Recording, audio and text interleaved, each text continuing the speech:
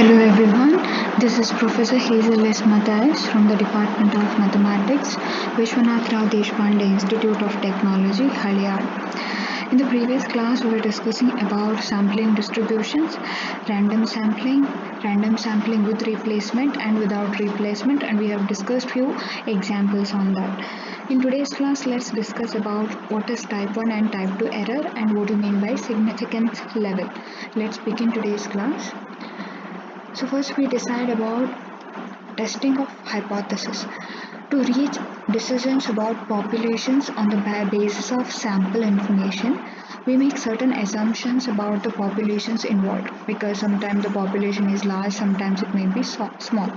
Such assumptions which may or may not be true, they are called statistical hypothesis.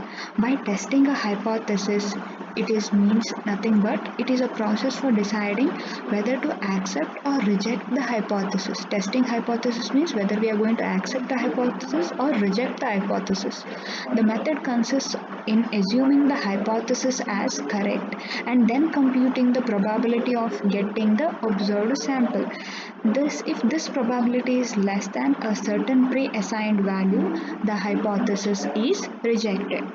So let's discuss about errors. Suppose if a hypothesis is rejected while it should have been accepted, then we say that type 1 error has committed.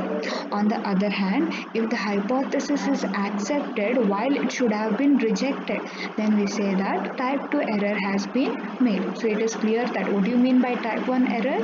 The hypothesis is rejected while it should have been accepted. Then we say that it is a type 1 error.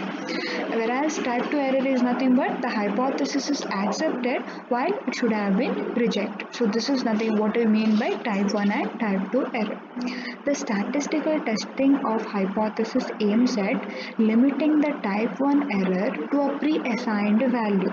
That is, say for either maybe 1% or 5%, so that we can minimize the type 2 error. The only way to reduce both the type of errors is to increase the sample size. So our aim is to reduce this error. So how we can reduce the type 1 error?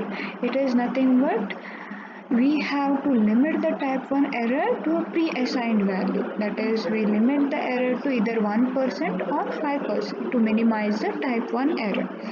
And both types how we can reduce, that is by increasing the sample size. Suppose if we increase the sample size, if possible, then we can reduce both type of errors.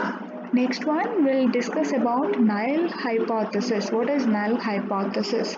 The hypothesis formulated for the sake of rejecting it under the assumption that it is true. It is called null hypothesis. So what is null hypothesis? A hypothesis formulated for the sake of rejecting it under the assumption that it is true.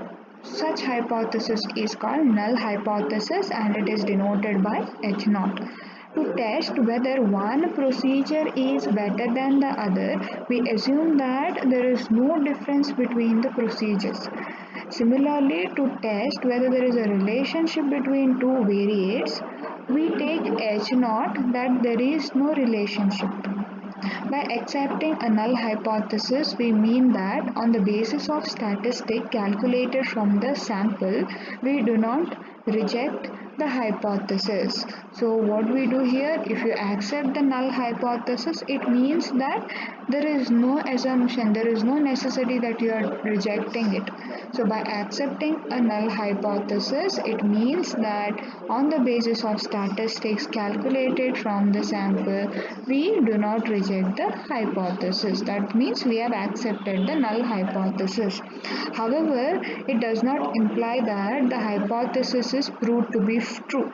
It doesn't mean that when we are not rejecting, when we are accepting the hypothesis, it does not imply that the hypothesis proved to be true, nor its rejection implies that it is disproved. So both the things are there. Next we will discuss about level of confidence. The probability level below which we reject the hypothesis is called the level of significance. So we may also be asked to define what is a level of significance. The probability level below which we reject the hypothesis is known as the level of significance. The region in which the sample's value failing to be rejected is known as a critical region. We generally take two critical regions which cover 5% and 1% areas of a normal curve. This is our normal curve we have discussed in the case of normal distribution. So now we take two regions which cover 5% and 1% of the normal curve. See here the shaded portion. Here is the shaded portion. This corresponds to 5% level of significance. Thus the probability of the value of the variate falling in the critical region is the level of significance. So depending on the nature of the problem, we use a single tail test or double tail test to estimate the significance of a result. In a double tail test, the areas of both the tails of the curve representing the sample distribution are taken into account. Whereas in the single tail test, only the area on the right of an ordinate is taken into consideration. For instance, to test whether a coin is biased or not, double tail test should be used. Since a biased coin gives either more number of heads than tails, which corresponds to a right tail, or more number of tails than heads, which corresponds to left tail only. Next we will discuss about test of significance, the procedure which enables us to decide whether to accept or reject the hypothesis is called the test of significance. What is test of significance? The procedure which enables us to decide whether to accept or reject the hypothesis. That is known as a test of significance. It helps us to decide whether to accept or to reject the hypothesis. Here we test whether the differences between the sample values and the population values are so large that they signify evidence against the hypothesis, or these differences are so small as to account for fluctuations of sampling. So test of significance is nothing but it is a procedure which helps us to decide whether to accept or reject the hypothesis, that is known as test of significance. So we have discussed here level of significance and test of significance. What is a level of significance? In the probability level which below which we reject the hypothesis, that is known as a level of significance. And the procedure which enables us to decide whether to accept or to reject the hypothesis is called test of significance. We'll discuss about test of significance for large samples.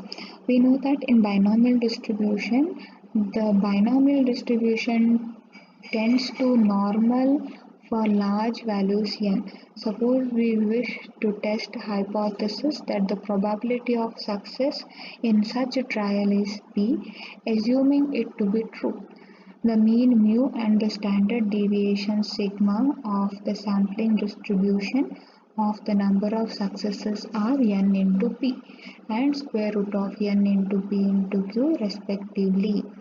Now, for a normal distribution, only 5% of the members lie outside mu plus or minus 1.96 sigma, while only 1% of the members lie outside mu plus or minus 2.58 sigma. This we have discussed while discussing normal distribution. Suppose if x be the observed number of successes in the sample and z is the standard normal variate, then z is given by x minus mu by sigma. Then we have the following test of significance. This is the test of significance for large samples. Suppose if the standard normal variate modulus of z is less than 1.96, the difference between the observed and the expected number of successes is not significant. Suppose if mod z is greater than 1.96, difference is significant at 5% level of significance. Suppose if mod z is greater than 2.58, difference is significant at 1% level of significance. So these are the things we need to remember. The test of significance for large samples. If mod z is less than 1.96, difference between observed and expected number of successes is not significant. Suppose if mod z greater than 1.96, difference is significant at 5% level of significance. If mod z greater than 2.58, significance is significant at 1% level of significance. Next we'll discuss about confidence limits. What do you mean by confidence limits? Suppose that the sampling distribution of a statistics S is normal with mean mu and standard deviation sigma. The sample statistics S can be expected to lie within certain interval, that is mu minus 1.96 sigma, mu plus 1.96 sigma for 95% times. That is, we can be confident of finding mu in the interval S minus 1.96 sigma and S plus 1.96 sigma in 95% cases where mu is the mean and S is a statistic. Because of this, we call this interval, that is S minus 1.96 sigma and S plus 1.96 sigma, the 95% confidence interval for the estimation of mu. So, what is the sample? In a sampling distribution of a statistic with mean mu and standard deviation sigma, we expect that sample statistic to be in a particular interval. How many times it may be possible? That gives us the confidence limits. So here we have the 95% confidence interval for the estimation of mu mean, that is S minus 1.96 sigma and S plus 1.96 sigma. So the ends of this interval, that is S plus or minus 1.96 sigma, they are called 95% confidence limits for the statistics S.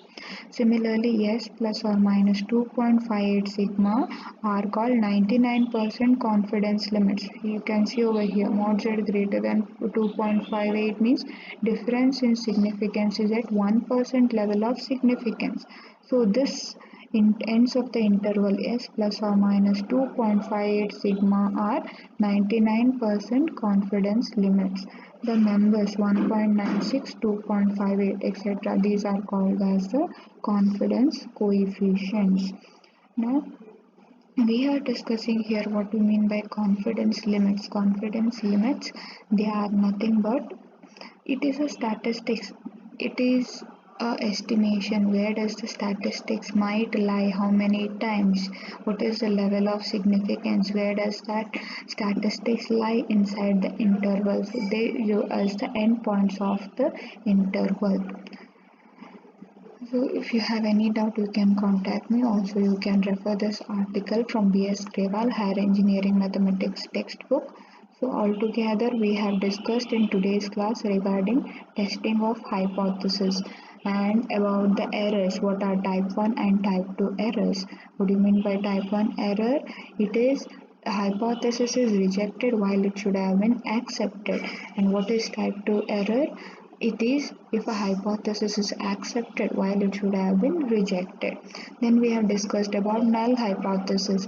The hypothesis formulated for the sake of rejecting it under the assumption that it is true is called a null hypothesis. Then we have discussed about level of significance and test of significance. The probability level below which we reject the hypothesis is known as level of significance. The procedure which enables us to decide whether to accept or reject the hypothesis is called test of significance. Then we have discussed about test of significance for large samples, and these are the conclusions which can be made from the result which we get, and we have discussed about confidence limits. So let's continue this topic in the next class. Thank you.